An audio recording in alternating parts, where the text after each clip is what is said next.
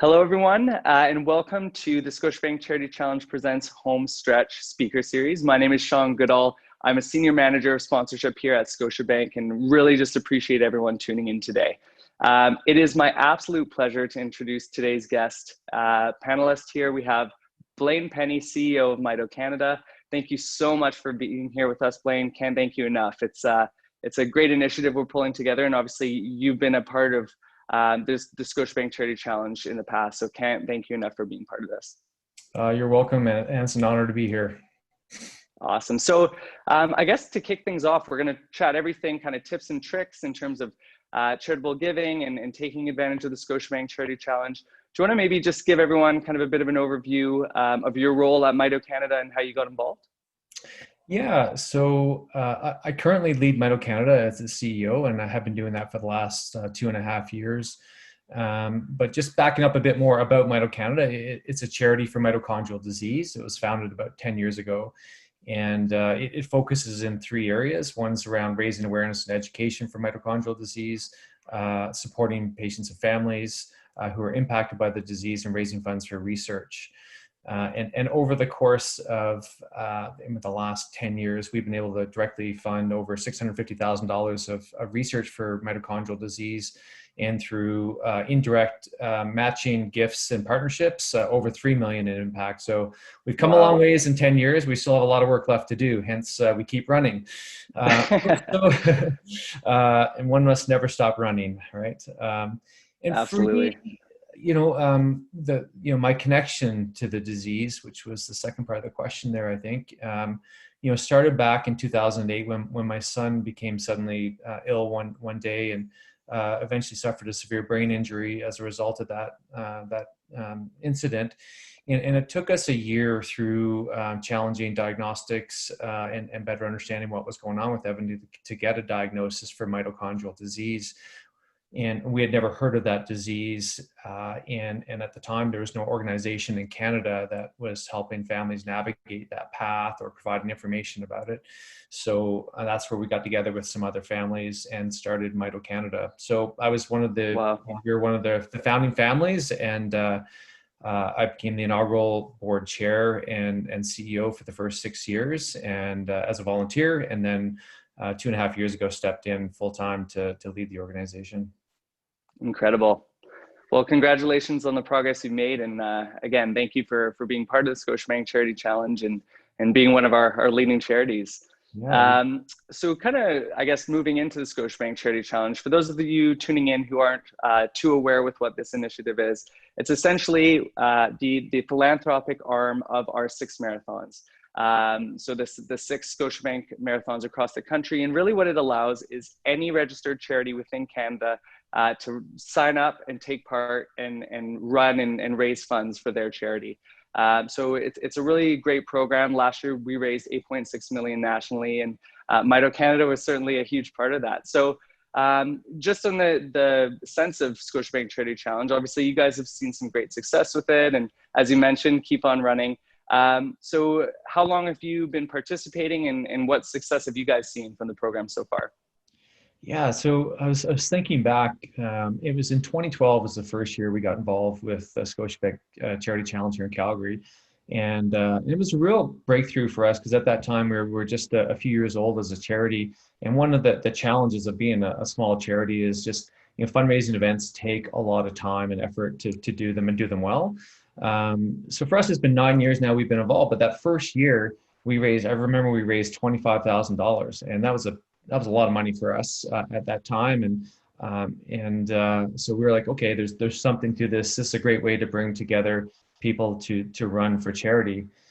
So I guess it's been 9 years now, hard to believe. And I guess the things that stood out from us from the beginning in terms of where we sort of, the benefits of the program. One, were, again, as a small charity, administratively, the Scotiabank Charity Challenge, they fund all the costs of setting up the fundraising platform, and they cover, they issue all the tax receipts and cover all the fees associated with that. So 100% of the funds go to the charity. And so really the charity, all they have to do is recruit the runners and fundraise. Awesome.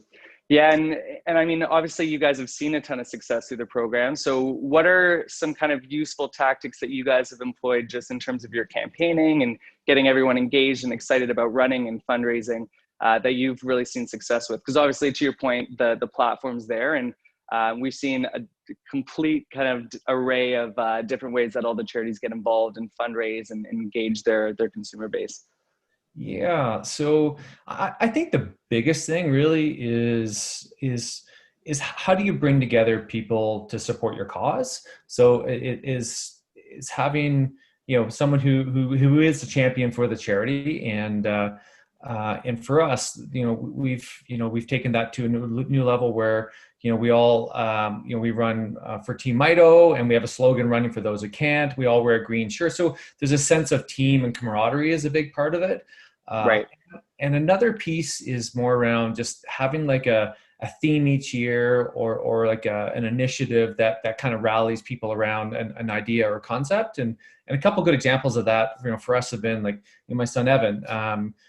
2 years ago, me and 8 friends, we pushed him in a marathon. We set a goal of, could we run a sub 3 hour marathon pushing Evan, who was a, you know, a 14-year-old lad who was over 100 pounds. So that was a big challenge for us, and we managed to pull that off, and that helped us raise, you know, a ton of cash that year.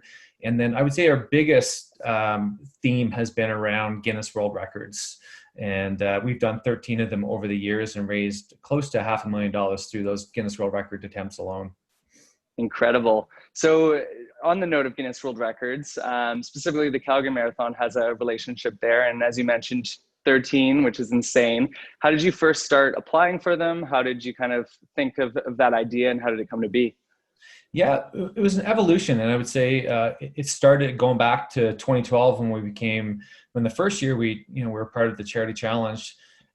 We saw that early success, and we said, "Wow, like wouldn't it be amazing if back then they used to have a couple featured charities?" So we applied to be a featured charity with the Calgary Marathon, and were accepted. So in 2013, we thought, okay, as a featured charity, we got to give it our all, and what could we do that's unique? And I run with a group of guys called the Bow Valley Harriers on Sunday mornings, and lots of ideas floating around. So I mentioned, kind of threw out there that we're going to be a featured charity, and just kind of we were spitballing some ideas of what we could do to raise a profile for the charity and raise funds. And one of the guys threw out this idea of, what if we're all to run together in a team? So we started looking at, somehow Guinness World Records came up, and we found this record for the fastest linked marathon by a team, and we applied, and that was it was the first one we did. So really we had to tether together 10 runners for that Guinness World Record attempt, and run about a 2:55 marathon, and Wow. we did it, and we raised $125,000 that year. So we went from 25 to 125,000 in 1 year.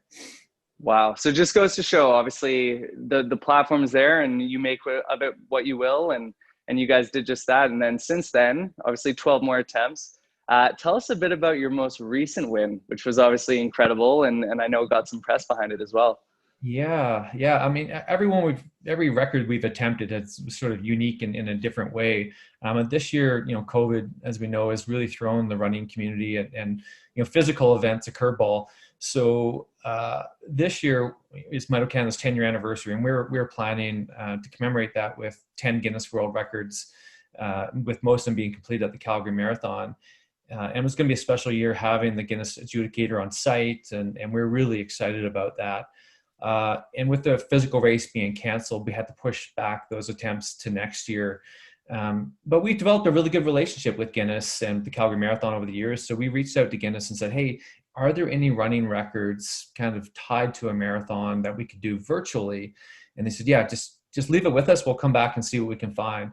So they came back and said, "Hey, recognize the challenges you're facing here.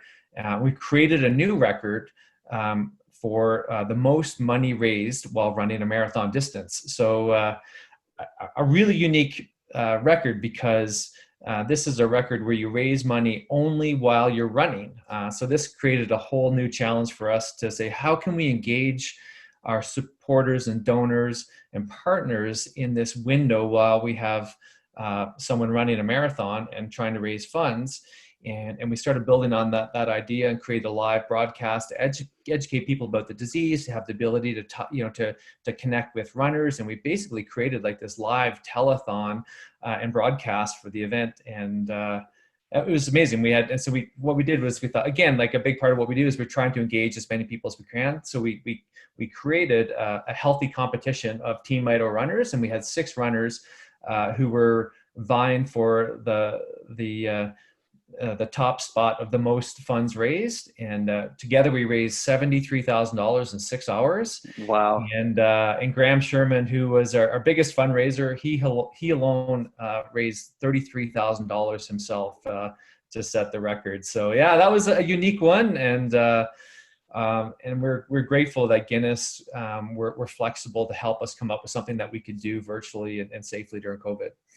Absolutely. And honestly, huge kudos to you for that. I know, certainly, as you mentioned, it's been a difficult year for everyone. And even this event in itself kind of stemmed from the notion of how do we continue to support and obviously get as many eyeballs on the Scotiabank Charity Challenge as possible. So huge kudos to you. That's an incredible feat, and excited to see what the 10 Guinness World Records next year come to be.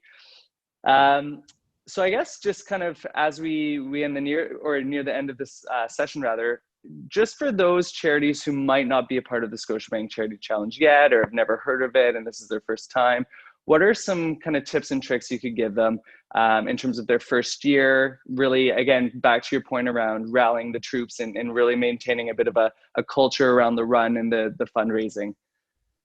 Yeah, I would say kind of reiterating a few of the things I said earlier, but certainly having someone who is going to champion that charity and sort of be the captain for the team and rally people, put the effort into rallying people. And I think as part of that recruitment process, think about it, everybody, is running, everybody has their why they're running, and really being able to make the connection of why they're running to that disease is a really important piece. The team atmosphere, like I said, just simple things is all wearing the same race t-shirt on the day goes a long ways, or doing a few training runs together. So they feel like they're part of something other than just their individual run. And then also, they can just help with the fundraising. A lot of people are sort of reticent about fundraising and afraid to ask, but when you give people a reason to donate, they will. And so I think charities can help with, some tips to their runners on the fundraising front, through social media and other things. So yeah, I would say those are the key things that I think can help launch a new charity in the Charity Challenge. Perfect. So then kind of closing words. Again, thank you so much for your time today. But for those who are tuning in, who again have never heard of Scotiabank Charity Challenge, who have never heard of MitoCanada, any kind of final words in terms of this year and how they can support, whether it be financially or even just kind of through awareness? Yeah, I think the biggest thing when I think about this is we all run for our reasons, but I can tell you firsthand, and everybody else who runs for the Charity Challenge can tell you, there is a greater sense of accomplishment on the day when you feel like you've run for a cause, help raise a few dollars to support that charity at the end of the day. So really, I think there's a greater sense of purpose knowing that you've helped a cause that's in need. So yeah, I think that's the biggest thing, is that personal satisfaction you get from supporting the cause. Awesome. And it's not too late. A lot of the marathons still have their virtual races up, and certainly the fundraising windows are still open as well. So that's fantastic. Blaine, can't thank you enough for your time today. Really appreciate all the tips and tricks for the other charities out there, or charities thinking about joining the program in future years. So best of luck with all your future Guinness World Records, and certainly this weekend as well, with the fundraising for Homestretch. All right. Well, thank you so much, Sean. Appreciate the opportunity to share the story.